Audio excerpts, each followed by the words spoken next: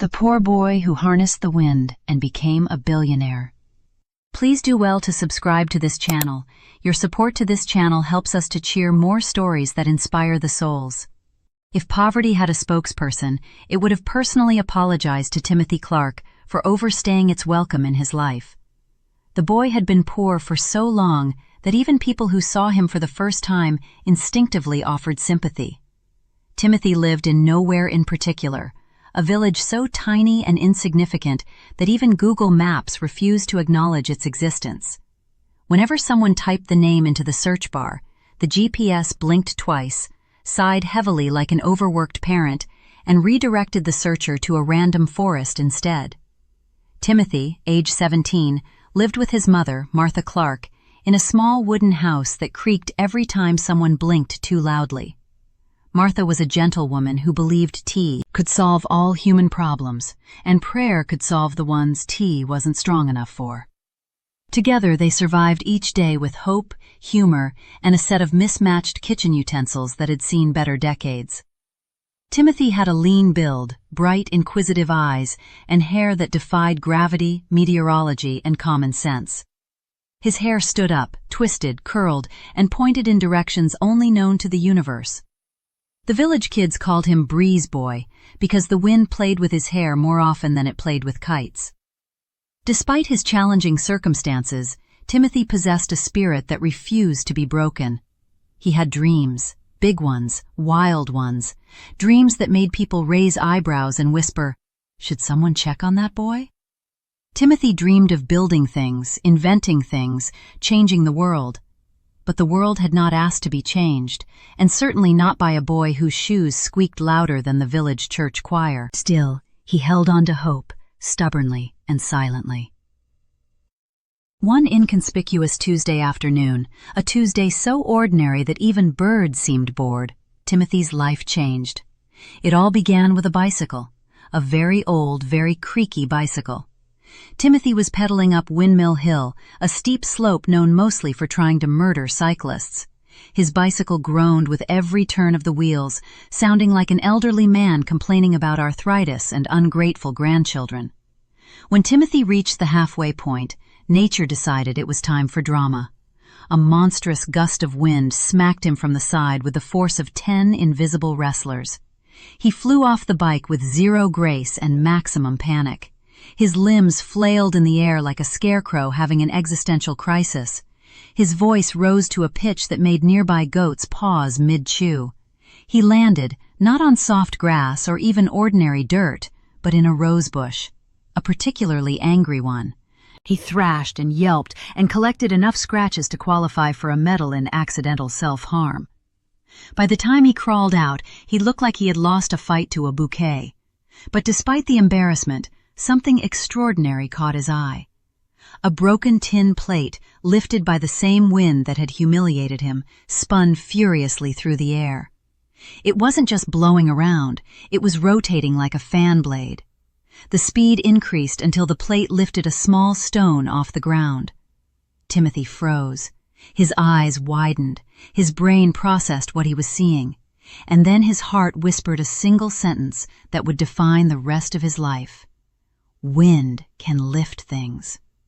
Of course, scientists had known this for centuries, but Timothy didn't care. His knowledge of physics came from half a textbook someone used to wrap fish. In his world, this was revolutionary. He stood up, ignoring the thorns stuck in places he didn't want to mention, and stared up at the sky. "Okay, wind," he whispered dramatically. "I see you." And the wind, as if accepting the challenge, blew hard enough to mess up his hair further. From that moment, Timothy became obsessed. He experimented with anything that moved in the wind: leaves, paper, sticks, plastic bags, old bicycle rims, rusty pans, his mother's bed sheets, she was not pleased, and even a door that had fallen off someone's shed. He tied scraps together, climbed roofs, glued things that should never be glued, and shocked himself at least twice a day. Villagers watched him with the fascinated horror of people observing a future disaster. When he announced proudly that he was going to harness the wind, the villagers reacted with the enthusiasm of people attending mandatory tax meetings. Old Mr. Henderson shook his head. Harness the wind? Why not try herding clouds while you're at it, boy? Mrs. Winfield, known for gossip and unsolicited opinions, wagged her finger. Wind can't be harnessed, dear. It's like my ex-husband, loud, unpredictable, and impossible to control. Even his mother gave him a look of soft worry. Timothy, my dear, maybe find a normal job, something safe, something with less climbing. But Timothy ignored them all. When others saw foolishness, he saw possibility. When others saw scraps, he saw potential. When they saw a boy losing screws, literal and metaphorical, he saw the future. And he built windmill after windmill. His first windmill collapsed instantly, flattening a chicken coop. The chickens were fine, the chicken pride was not. His second windmill spun so fast it blew Mr. Henderson's hat into the river. His third caught fire mysteriously. No one speaks of that day. But his fourth windmill, his glorious, ridiculous fourth windmill, stood. It was made of bicycle wheels, broken wood, mismatched bedsheets, an old radio antenna, 3 spoons, a bucket, and hope. Mostly hope. It stood atop Windmill Hill like a monument to questionable engineering. Villagers gathered to watch his big test, partly out of curiosity and partly because they loved free entertainment. Timothy pulled a lever. Nothing happened. He pulled it again. Still nothing. Someone coughed.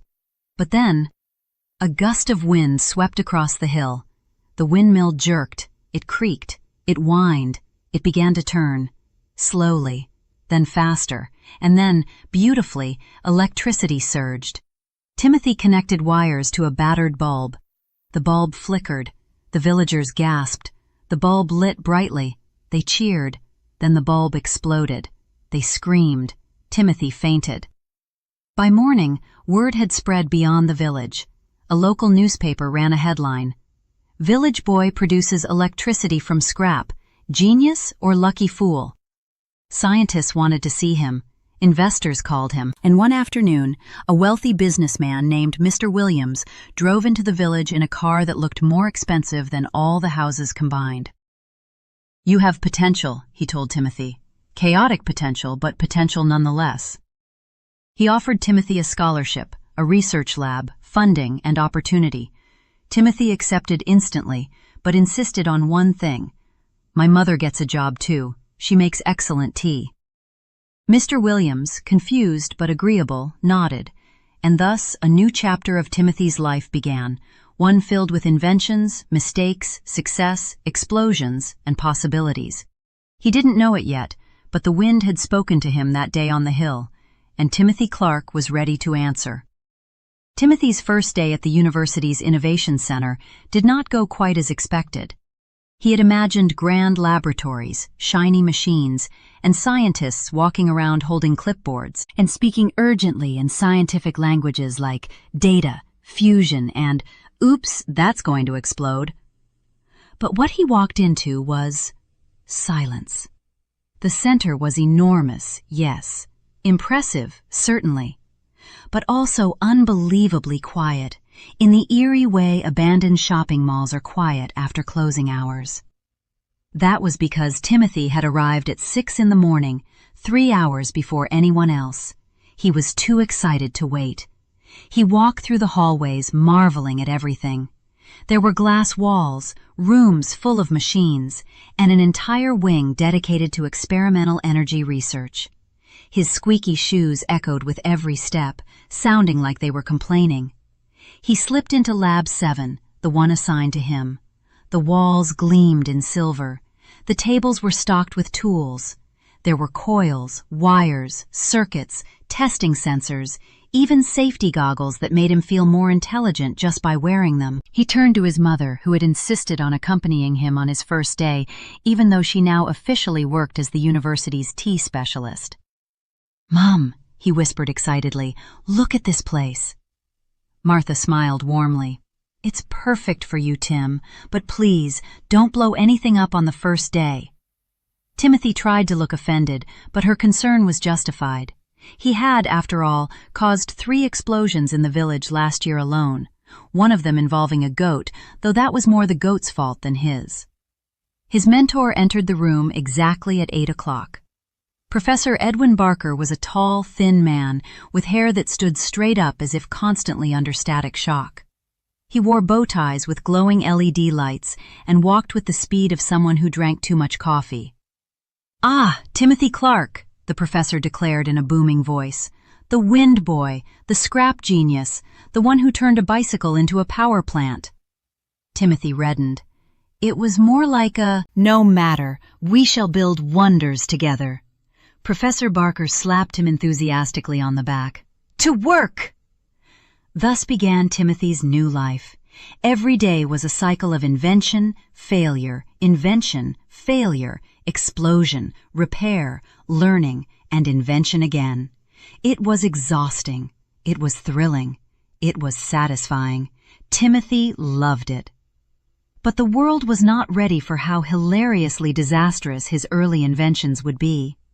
His first university-built wind turbine prototype worked beautifully for 20 seconds before the blades detached and flew like boomerangs across campus, narrowly missing a statue of the school's founder. His second experiment, a wind-to-sound energy converter, functioned perfectly until it malfunctioned and produced a screaming noise that caused 3 professors to believe the building was haunted. His third invention caused the lights in 3 laboratories to turn pink. The fourth caused the vending machines to start dispensing free snacks, which technically made him a hero among students, until the machines overheated and began launching chocolate bars across the hallway like missiles. Yet Timothy never quit, not once. He laughed, he took notes, he improved. Every failure was a message, every explosion was a lesson, every burnt circuit was motivation. Professor Barker often clapped loudly after each mishap. "Marvelous! Failure is the greatest teacher. Now let us try again, but with fewer projectiles." Martha would visit daily with tea, biscuits, and motherly encouragement. "Don't worry about the explosions, Tim. At least no one got hurt, except maybe that statue. And that goat statue always looked too smug anyway." Timothy improved rapidly. His understanding of aerodynamics deepened. His grasp of energy flow sharpened. He studied night after night, absorbing knowledge like a sponge. Soon he began building something new. Smaller, more efficient turbines, meant for homes in rural areas. It took months of redesigning, rebuilding, testing, failing, adjusting, failing bigger, then succeeding. And then, one day, he created something that blew Professor Barker's socks off, literally. The wind from the device blew the man's socks across the room. "Brilliant!" the professor cried while hopping on one foot. "You've done it!" The invention was a compact wind turbine strong enough to power a small house. It cost almost nothing to make. It used recycled parts. It was simple. It was beautiful. It was revolutionary. Soon journalists came to interview him. Newspapers wrote headlines like, "Billion-dollar brains on a budget, the boy who turns trash into power." From Windmill Hill to the world, Timothy Clark, the new face of innovation. University building complains of excessive inventor activity. Investors were curious. Environmental groups applauded him. Poor communities supported him. Something inside Timothy began to bloom. He realized he could help not just his village, he could help millions. But greatness never comes without tests. One early winter morning, Timothy was invited to present his turbines at a regional energy summit. It was the first big stage of his life. He dressed neatly, polished his shoes, even though they still squeaked, and arrived ready to impress. But someone was already waiting for him. Standing near the entrance like a misplaced villain from a dramatic soap opera was a tall, sharply dressed man wearing an expression that seemed permanently offended by everything around him. "Ah, Timothy Clark," the man said, voice dripping with disdain. "The famous boy genius." Timothy blinked. Do I know you?" The man straightened his jacket. "Dr. Gregory Flint, 6-time award-winning scientist, 3-time best-selling author, and the world's leading expert on alternate energy." Timothy smiled awkwardly. "Oh, nice to meet you." Flint leaned in. "It won't be nice for long." Before Timothy could process that, Flint swept past him and entered the summit. Professor Barker appeared beside Timothy like a startled owl. Ah, yes, Flint, brilliant but unpleasant. He once yelled at a calculator for displaying a minus sign. Timothy's stomach tightened. Flint was everything Timothy feared facing: wealthy, confident, and severely unhappy with his existence.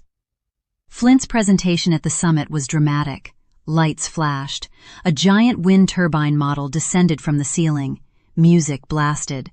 Flint walked the stage like a fashion model at an engineering runway show. Timothy presented next, with nothing but his compact turbine and honest enthusiasm. Only one thing went wrong. Flint had tampered with Timothy's prototype. When Timothy turned it on, the machine sputtered, shook, vibrated, and then made a sound like a cow giving relationship advice. The audience burst into laughter. Timothy's heart broke. He quietly shut down the machine and stepped off stage, eyes stinging. For the first time in a long time, he doubted himself. "Maybe I'm not good enough," he whispered. Professor Barker placed a hand on his shoulder. "Nonsense. That cow noise was impressive, but more importantly, failure does not define you. Your response does." Timothy wiped his face. He stood again. He would rise again. Flint might have won the applause that day, but Timothy would win the world. And the wind, faithful as always, would be waiting for him. Success did not arrive gently at Timothy Clark's doorstep. It broke the door, kicked it open, and dragged him into a world he never imagined entering. The moment he overcame his doubts. From the disastrous summit, Timothy dedicated himself fully to creating something bigger than a turbine, bigger than anything he had ever dreamed of. He envisioned a device that could generate powerful, clean, affordable energy, even from the tiniest breeze. Something so simple that a child in a remote village could set it up. Something so efficient that even modern cities would want it. Something that would change everything. He worked day and night. Martha brought tea. Professor Barker brought theories. Students brought snacks. The janitor brought a fire extinguisher, which, unfortunately, Timothy used 3 times during the early stages of development. He soldered, rewired, tore apart devices, rebuilt them, tore them apart again, and rebuilt them once more. He tested designs under fans, under real wind, under simulated storm conditions, and once, accidentally, under a vacuum cleaner. Months passed. Then, one quiet evening, Timothy pushed a button and held his breath. His new device, the wind cube, hummed gently. A light flickered on, then another, then the entire cube glowed blue. Timothy walked around it slowly, shock and joy in equal measure. "Is it working?" he whispered. Professor Barker squealed, with a pitch far too high for a grown man. "Working? It's working perfectly! Look at the efficiency, the stability, the fact that it didn't explode!" This invention turned Timothy from a promising young innovator into a global sensation. Countries adopted the device overnight. Entire villages lit up.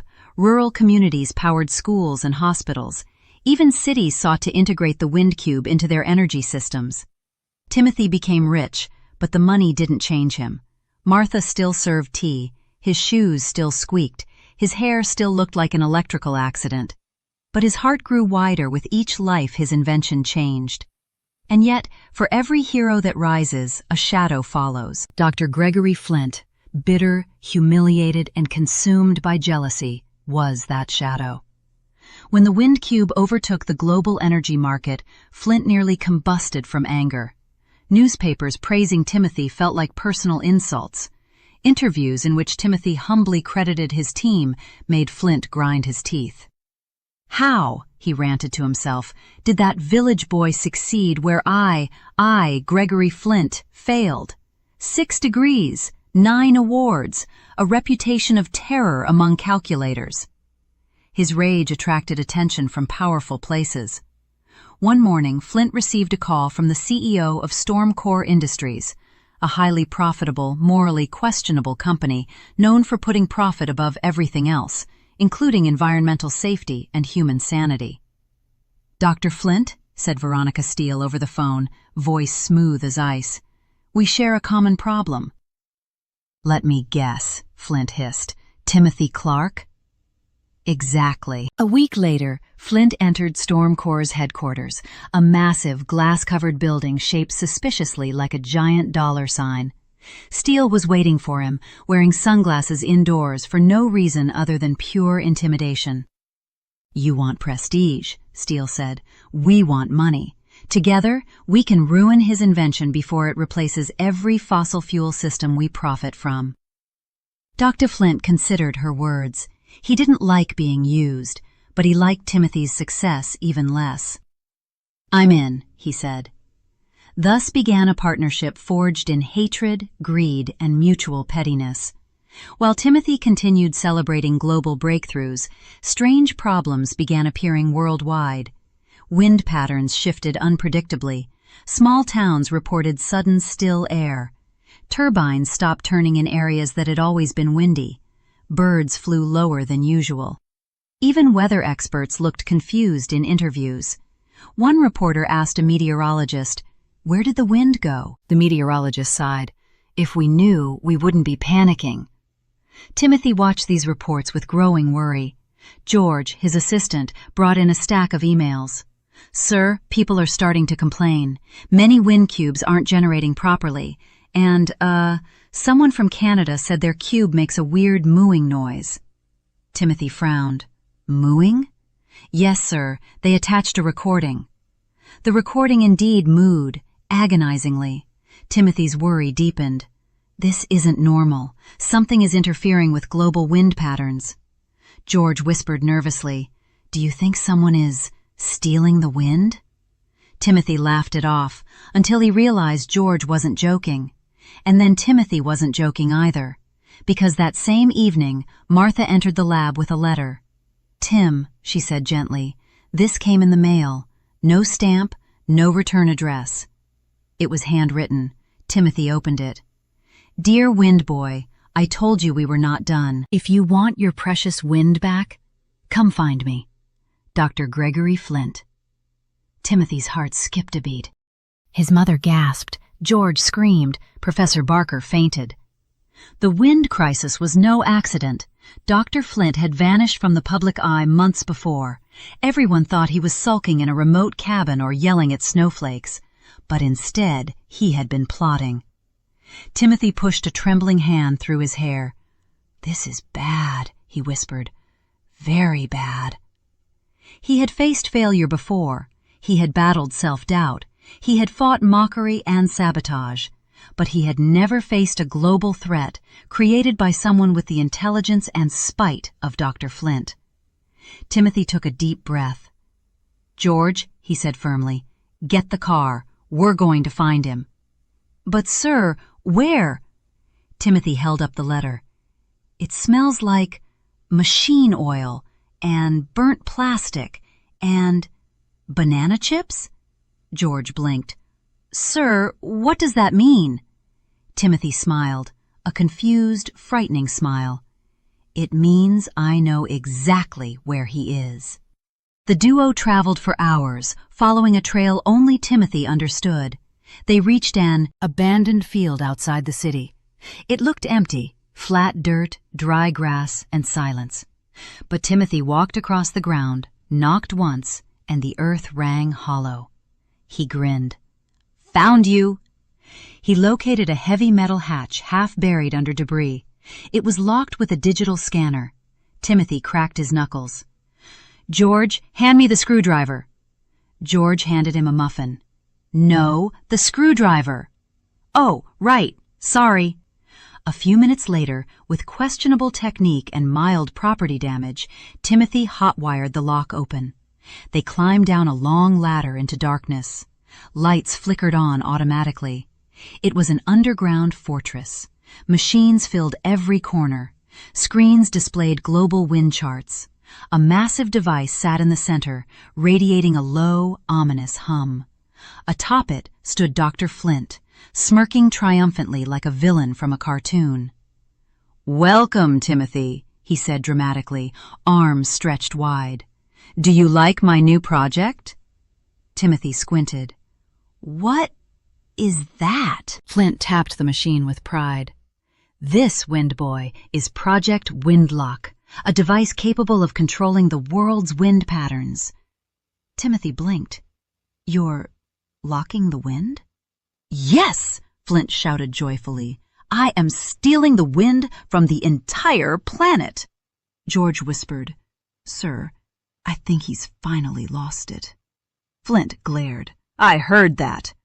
Timothy stepped forward sternly. Flint, millions of people depend on wind energy, especially in poor regions. You're harming innocent families. Flint waved a hand. Collateral damage. Timothy clenched his fists. You can't do this. Flint pointed smugly. Oh, but I already have. He pressed a button. The machine roared like a beast waking up. Lights flashed red. Alarms beeped.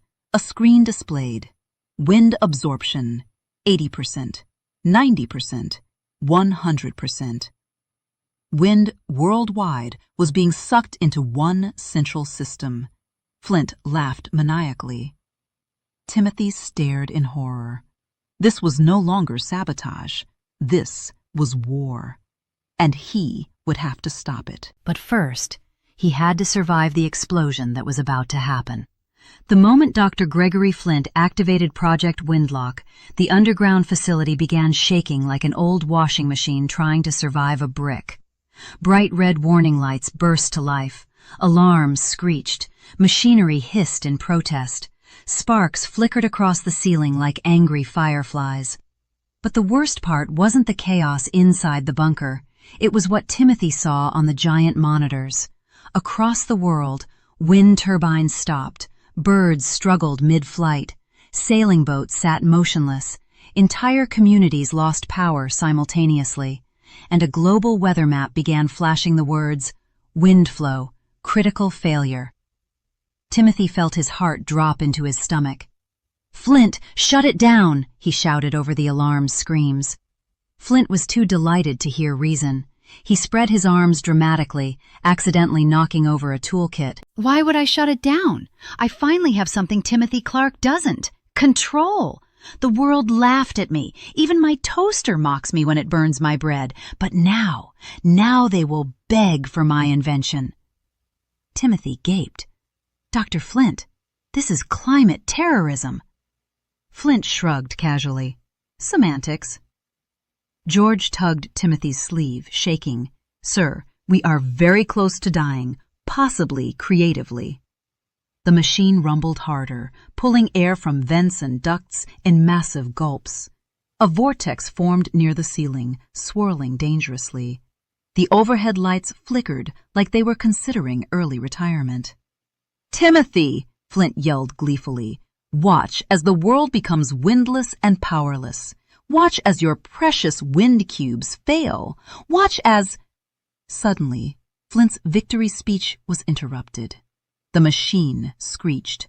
A metal panel popped off the side. A cable snapped like an angry whip. The system had reached its limit.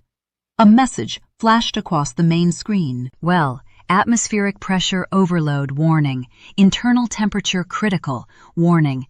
Doctor, you have made a terrible mistake. Flint gasped. No, impossible. I calculated everything. Timothy glanced at the set of tools Flint had knocked over. A screwdriver lay bent. A wrench lay twisted. A banana chip bag lay open. Timothy sighed. You ate snacks while building this, didn't you? Flint stuttered. Food increases my thinking power. Don't judge me. George nodded sympathetically. He understands, sir. You also snack while thinking. Timothy glared. Yes, but I don't get crumbs inside giant world-ending machines. The vortex grew stronger. Papers and tools flew into the air. George clung to a railing. Timothy grabbed the edge of a workstation to keep from lifting off the ground. Flint floated up briefly before a gust slammed him into a pile of cardboard boxes labeled, "Hand with care, but we won't." Timothy, he cried desperately, you must help me. Timothy gritted his teeth. He didn't have the emotional bandwidth for villain tears, but saving the world came first. George, he yelled, tools! George threw a toolbox, unfortunately hitting Timothy in the face first. Sorry, sir. Timothy placed both hands on the machine and analyzed it rapidly. He traced wires, studied the faulty pathway, and spotted the overheating capacitor. It's pulling too much atmospheric pressure, he shouted. If it breaches the system, it'll destabilize global airflow for decades. Flint panicked. Can we unplug it? Timothy gave him a look. You built a device strong enough to disrupt the Earth's wind cycle, and you didn't include an off switch? Flint wilted. I forgot. Timothy groaned so loud the vortex paused for dramatic effect. Okay, he said, mind racing. Then we reroute the power manually. George, pass me the insulated gloves. George handed him oven mitts. Timothy blinked. George? Why? They were closer. Timothy sighed, shoved them on anyway, and climbed onto the vibrating machine. Each step felt like balancing on a furious dragon. He reached the access panel. Smoke poured out. The smell of burnt metal filled the air. He yanked out one cable. Electricity sparked. The vortex slowed slightly. He reached for the second cable. A sudden burst of wind slammed him backward. George screamed, "Timothy!" Timothy gripped the machine with his legs, hanging upside down like a very stressed bat. He pulled himself upright, sweat pouring down his face. His mother would cry if she saw this. Professor Barker would probably applaud the physical physics demonstration. But Timothy had no time for that. He reached the final cable. It glowed red-hot.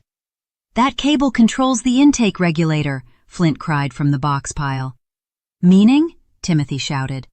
"Meaning if you pull it out, the machine might implode, taking this whole facility with it." George's voice shook. "Sir, what do we do?" Timothy hesitated. He thought of the villages whose lights had gone out. He thought of school children studying by candlelight again. He thought of hospitals, families, communities, everyone relying on the wind. He thought of his mother's proud tears. He thought of Windmill Hill. He thought of the boy he used to be. Then he whispered, "I didn't come this far to let the world go dark again." With a deep breath, he grabbed the burning hot cable, through oven mitts that were definitely not designed for world saving, and yanked it out with every ounce of strength. Boom! A shockwave rippled through the bunker. Lights burst, metal shrieked, the vortex collapsed, the machine sputtered, groaned, and went dead. Then silence. Glorious silence. Wind instantly returned to the atmosphere. Monitors displayed green across the board. Global wind flow restored. Timothy collapsed onto the metal floor, panting. George ran to him. "Sir, are you okay?" Timothy smiled weakly. "Ask me again when my eyebrows grow back." Flint crawled out of the cardboard boxes, face covered in dust, dignity missing in action. He whispered, trembling, "You saved everything." Timothy sat up, exhausted, aching, but alive. "You built something dangerous," Timothy said quietly, "but your mind is incredible.